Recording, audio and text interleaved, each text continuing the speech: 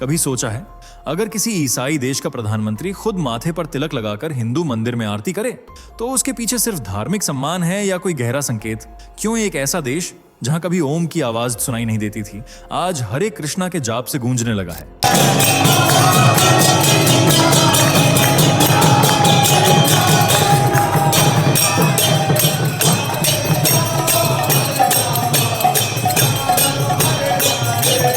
क्या न्यूजीलैंड वाकई एक नई आध्यात्मिक क्रांति के द्वार से गुजर रहा है, या ये सनातन धर्म की वो शुरुआत है जो पूरी पश्चिमी दुनिया का चेहरा बदलने वाली है? जरा कल्पना करो, न्यूजीलैंड की संसद में संस्कृत की गूंज, प्रधानमंत्री के माथे पर तिलक और सड़कों पर विदेशी चेहरे साड़ी पहने भक्ति गीतों पर झूमते हुए। ये कोई कल्पना नहीं।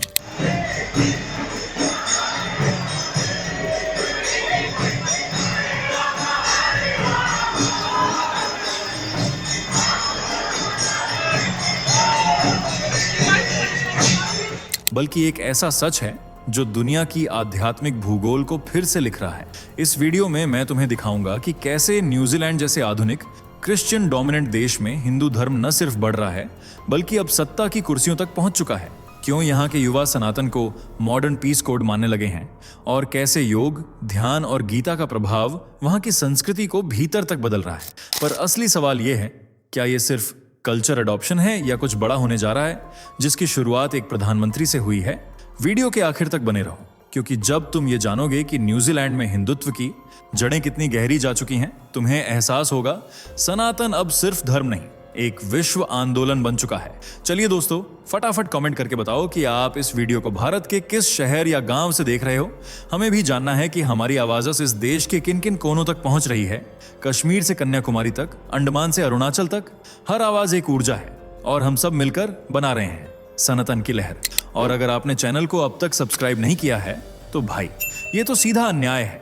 इतना दमदार और जन जागरण वाला कंटेंट हम हर रोज आपके लिए लेकर आते हैं। सब्सक्राइब करो अभी, ताकि अगली बार सनातन की हर गर्जना आप तक सबसे पहले पहुंचे। और हाँ, वीडियो को लाइक करना मत भूलना। ये सिर्फ एक बटन नहीं है, ये दुनिया को दिखाने का तरीका है कि सनातन अभी जीवित है और जाग रहा है। तो चलिए बिना वक्त गंवाए बढ़ते हैं वीडियो में आगे। न्यूजीलैंड में फैल रहा है हिंदू धर्म। देश के प्रधानमंत्री भी हुए हिंदुत्व के सामने नतमस्तक। क्यों न्यूजीलैंड के प्रधानमंत्री ने की हिंदू मंदिर की तारीफ? कैसे न्यूजीलैंड की संसद में ली गई संस्कृत में शपथ? न्यूजीलैंड की सरजमीन पर कैसे आया हिंदू धर्म? और आज क्या है सनातन के फलने फूलने की वजह, जानकर आप भी हैरान रह जाएंगे। दोस्तों, सबसे पहले आप इस वीडियो को देखिए। ये नजारा है दक्षिण पश्चिम प्रशांत महासागर में बसे एक द्वीपीय देश न्यूजीलैंड का, जहां सड़कों पर महिलाएं हिंदू पोशाक साड़ी में लिपटी हुई हैं, गले में फूलों की माला है और दिल में सनातन की भक्ति, जिसे जगजाहिर करने के लिए वे सड़क के बीचों बीच हिंदू भजन पर नृत्य कर रही हैं और दुनिया के सामने सनातन के प्रति प्रेम और गहरी आस्था का प्रदर्शन करने की कोशिश कर रही हैं। अब जरा इस वीडियो को देखिए। रंग बिरंगे रंगों से माहौल को रंगीन बनाने वाले ये हैं न्यूजीलैंड के प्रधानमंत्री, जो हिंदू पर्व होली को खूब धूमधाम से मना रहे हैं। हजारों लोग रंगों के इस त्योहार में डूबे हुए हैं, जिनमें सिर्फ हिंदू ही शामिल नहीं हैं बल्कि गैर हिंदू भी मौजूद हैं। इस तरह हिंदू त्योहारों से लेकर हिंदू पहनावे, संस्कृति और धर्म को आज न्यूजीलैंड में खास तवज्जो दी जा रही है। हर कोई सनातन से जुड़ने और उसे समझने की कोशिश में लगा है, जिसका जीता जागता सबूत है ये वीडियो सड़कों पर हरे कृष्णा हरे राम का जाप करते इन लोगों का है।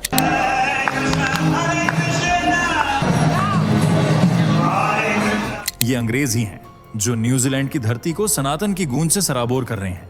यहाँ समय समय पर ऐसी हिंदू धार्मिक यात्राएं निकाली जाती हैं जिन्हें देखकर ऐसा महसूस होता है मानो बद्रीनाथ या हरिद्वार आ गए हों और ये देश न्यूजीलैंड नहीं, भारत हो, जिसे देवों की भूमि और सनातनियों का घर कहा जाता है।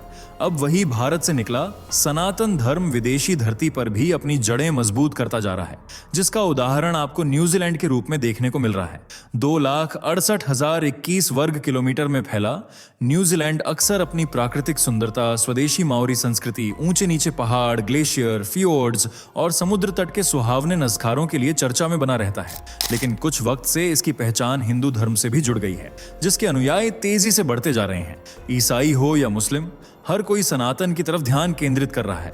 जबकि यहाँ का मुख्य धर्म ईसाई है, न्यूजीलैंड आज 52,51,000 899 लोगों का घर है, जिनमें 51.6% आबादी ऐसी है जो किसी भी धर्म में यकीन नहीं करती, यानी नास्तिक है। इसलिए देश का सबसे बड़ा धर्म माना जाता है ईसाई धर्म को, जिसके अनुयायी कुल आबादी का 32.3% हिस्सा अपने नाम कर चुके हैं। जबकि दूसरे पायदान पर तनकर खड़ा है हिंदू धर्म, जिसे 2.9% लोग फॉलो करते हैं। इसके बाद 1.5% में इस्लाम, 1.3% में मौरी इंडिजिनस और 1.1% में बौद्ध धर्म फैला हुआ है। लेकिन सबसे ज्यादा सुर्खियां बटोर रहा है हिंदू धर्म, जो मुख्य धर्म न होने के बावजूद न्यूजीलैंड वासियों को अपनी तरफ आकर्षित करता जा रहा है और इसे सबसे तेजी से बढ़ने वाला धर्म भी कहा जाता है। जबकि ईसाई धर्म के अनुयायियों का ग्राफ तेजी से नीचे गिर रहा है, जिसकी वजह भी सनातन धर्म ही है। लोग हिंदू धर्म से जुड़कर अपने मूल धर्मों को त्याग रहे हैं, फिर चाहे वे ईसाई हों, मुस्लिम हों या किसी अन्य धर्म के अनुयायी। हिंदू धर्म को अपनाने का मकसद है शांति की तलाश। कई लोगों ने यह दावा किया है कि उन्हें जो सुकून और शांति सनातन धर्म में मिली है, वह किसी और धर्म में महसूस ही नहीं हुई। इसलिए आज न सिर्फ ये लोग हिंदू धर्म को फॉलो कर रहे हैं, बल्कि सनातन का प्रचार प्रसार कर दूसरों को भी इससे जुड़ने के लिए प्रेरित कर रहे हैं। इसे देखकर यह कहना गलत नहीं होगा कि कुछ सालों के अंतराल में हिंदू संस्कृति न्यूजीलैंड की संस्कृति में पूरी तरह रच बस जाएगी, जिसके बिना न्यूजीलैंड अधूरा और बेजान माना जाएगा। हिंदू धर्म देश की संस्कृति के साथ साथ राजनीति में भी अपनी पकड़ मजबूत बना सकता है। ऐसा हम क्यों कह रहे हैं, यह आपको इस वीडियो को देखने के बाद समझ आ जाएगा। जरा ये वीडियो देखिए। अहम गौरव शर्मा सत्यनिष्ठतया शुद्धाकरणेन वास्तविकतया च घोषयामि निश्चितं करोमि च यत्। इन व्यक्ति का नाम है गौरव शर्मा और ये खड़े हैं न्यूजीलैंड की संसद में, जहां इन्होंने संस्कृत भाषा में शपथ ली है। ये न्यूजीलैंड के इतिहास में पहली बार हुआ है जब किसी सांसद ने संस्कृत में शपथ ली हो। इसलिए जब यह वीडियो क्लिप सोशल मीडिया पर पोस्ट की गई तो हंगामा मच गया। हर कोई हैरान था कि आखिर न्यूजीलैंड की पार्लियामेंट में यह हो क्या रहा है। क्या संसद में सनातन का रंग घुल रहा है? इन्हीं सवालों और संस्कृत भाषा की वजह से यह वीडियो खूब वायरल हुई। बता दें, गौरव शर्मा भारत के हिमाचल प्रदेश से संबंध रखते हैं और उन्होंने न्यूजीलैंड लेबर पार्टी के उम्मीदवार के रूप में हैमिल्टन क्षेत्र से चुनाव में जीत हासिल की है, जिसकी शपथ उन्होंने संसद में ली। सबसे पहले गौरव शर्मा ने न्यूजीलैंड की स्थानीय भाषा मौरी में शपथ लेकर एक न्यूजीलैंड वासी होने का फर्ज अदा किया और फिर अपने धर्म और अपने देश का कद ऊंचा करने के लिए उन्होंने संस्कृत भाषा में भी शपथ ली। यह क्षण पूरे भारत के लिए बहुत खास था और हिंदू अनुयायियों के लिए बेहद महत्वपूर्ण रहा। उनके धर्म के अनुयायी गौरव शर्मा ने न्यूजीलैंड में हिंदू धर्म को बढ़ावा दिया। गौरव शर्मा की तरह ऐसे अनेक लोग हैं जो आज सनातन को फैलाने की कोशिश में जुटे हुए हैं। यहाँ हिंदू व्यापारी और पेशेवर लोग न सिर्फ हिंदू संस्कृति को मजबूती दे रहे हैं, बल्कि देश की अर्थव्यवस्था को बढ़ावा देने में भी अहम भूमिका निभा रहे हैं। लोकल पॉलिटिक्स से लेकर शिक्षा, रोजगार और हेल्थ केयर तक हर जगह हिंदुओं ने अपनी पकड़ मजबूत बना रखी है, जिससे सनातन की महक अलग अलग क्षेत्रों में महसूस की जा सकती है। बढ़ती हिंदू जनसंख्या के चलते न्यूजीलैंड में हिंदू त्योहारों को भी बड़ी धूमधाम से मनाया जाता है। जैसे इस वीडियो को देखिए।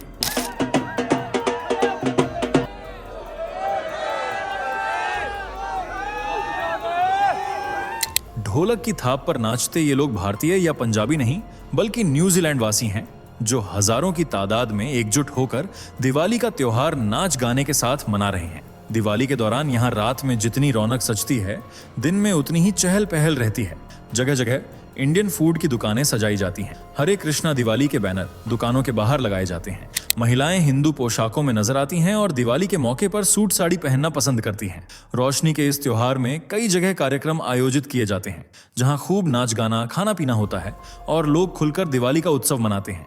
दिवाली के मौके पर जहां यह देश रंग बिरंगी लाइटों, झालरों और पारंपरिक मिठाइयों की खुशबू से महक उठता है, वहीं होली के अवसर पर यह रंग बिरंगे रंगों से मंत्रमुग्ध हो जाता है। ये देखिए।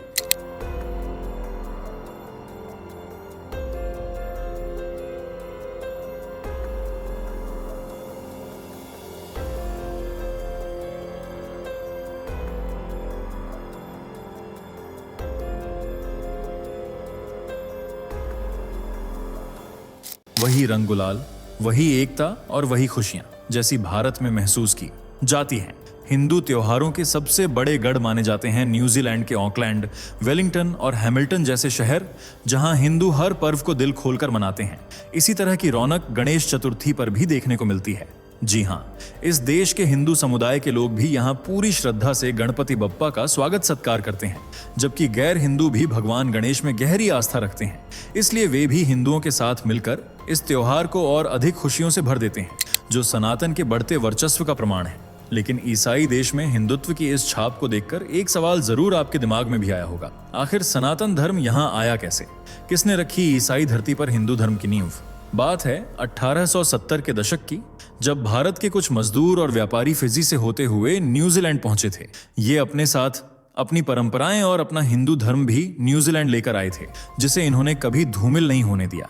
ये देश भी एक सेक्युलर कंट्री की पहचान रखता है, जहां हर धर्म का सम्मान किया जाता है। इसलिए भारतीय लोगों को अपने धार्मिक अनुष्ठान करने में कभी कोई दिक्कत नहीं हुई और उन्होंने पूरी आजादी के साथ अपने धर्म का पालन किया। और बढ़ते समय के साथ साथ यहाँ हिंदू धर्म का प्रभाव भी बढ़ना शुरू हो गया।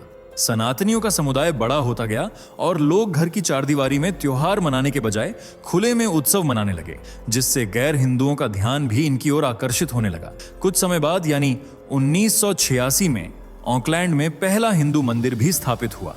यह हिंदू धर्म के प्रसार में एक महत्वपूर्ण कदम माना गया। इस मंदिर का नाम था भारतीय मंदिर, जो भारतीयों की देन था।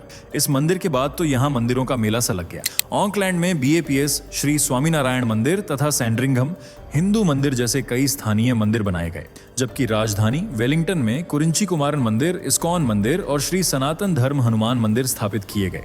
वहीं पाप नुई में बना BAPS श्री स्वामीनारायण मंदिर दक्षिण द्वीप का एकमात्र हिंदू मंदिर है, जहां हिंदू भक्तों का तांता लगा रहता है। इसी तरह हैमिल्टन में श्री बालाजी मंदिर और BAPS श्री स्वामीनारायण मंदिर के साथ साथ इस्कॉन मंदिर भी स्थित है। जी हाँ, इस्कॉन संगठन भी यहाँ सक्रिय है और हिंदू धर्म के प्रचार प्रसार में अहम भूमिका निभा रहा है। इसलिए न्यूजीलैंड में बढ़ते हिंदुत्व के प्रभाव की एक वजह इस्कॉन संस्था को भी माना जाता है, जो आज न सिर्फ न्यूजीलैंड बल्कि अमेरिका, ऑस्ट्रेलिया जैसे तमाम देशों में सनातन को बढ़ावा दे रही है। आज इसके 1000 से ज्यादा केंद्र अलग अलग देशों में बने हुए हैं, जहां सनातन का पाठ पढ़ाया जाता है और उसकी अच्छाइयों से लोगों को रूबरू कराया जाता है। अब इसी सनातन के रंग में देश के प्रधानमंत्री भी रंगते हुए नजर आ रहे हैं। दरअसल हाल ही में न्यूजीलैंड के प्रधानमंत्री क्रिस्टोफर लक्सन ने भारत का दौरा किया था और वे भारत के दिल्ली में बने अक्षरधाम मंदिर में भी गए थे। देवी देवताओं के प्रति उन्होंने सम्मान भी प्रकट किया था। इस मंदिर की खूबसूरती, वास्तुकला और शांतिपूर्ण माहौल में क्रिस्टोफर इस कदर रम गए कि उनका मंदिर से बाहर निकलने का मन ही नहीं कर रहा था। कुछ देर यहाँ समय बिताने के बाद उन्हें काफी अच्छा महसूस हुआ। साथ ही उन्होंने मंदिर की कई तस्वीरें भी लीं, जिन्हें क्रिस्टोफर ने अपने सोशल मीडिया हैंडल पर पोस्ट कर मंदिर की तारीफों का बखान किया और साथ ही माथे पर तिलक लगाए अपनी सेल्फी भी अपलोड की, जिसमें वे एक सच्चे सनातनी की तरह दिखाई दे रहे थे। मंदिर में रहने के दौरान क्रिस्टोफर ने कुछ धार्मिक परंपराओं का भी पालन किया था। अपलोड की गई फोटो के जरिए उन्होंने मंदिर को अंतर्राष्ट्रीय स्तर पर पहचान दिलाने की कोशिश की। इसे देखकर लोगों ने कहा कि क्रिस्टोफर का रुझान सनातन की तरफ बढ़ रहा है, जैसे उनकी जनता भी सनातन की मुरीद बनती जा रही है। आज योग, ध्यान, हिंदू रीति रिवाज न्यूजीलैंड की फिजाओं में घुल चुके हैं और न्यूजीलैंड हिंदुत्व का घर कहलाने लगा है। वैसे आपको क्या लगता है, क्या सनातन न्यूजीलैंड का मुख्य धर्म बन पाएगा? अपनी राय कमेंट में जरूर बताएं। अगर जानकारी अच्छी लगी हो तो इसे लाइक और शेयर करें। साथ ही चैनल से जुड़े रहने के लिए चैनल को सब्सक्राइब करके बेल आइकॉन को प्रेस करना न भूलें। धन्यवाद। दोस्तों, आपके स्क्रीन पर 2 और वीडियो दिख रही हैं, जिसे देखने के लिए आप स्क्रीन पर क्लिक करें। दोनों देखिएगा, बहुत अच्छी वीडियो बनी है।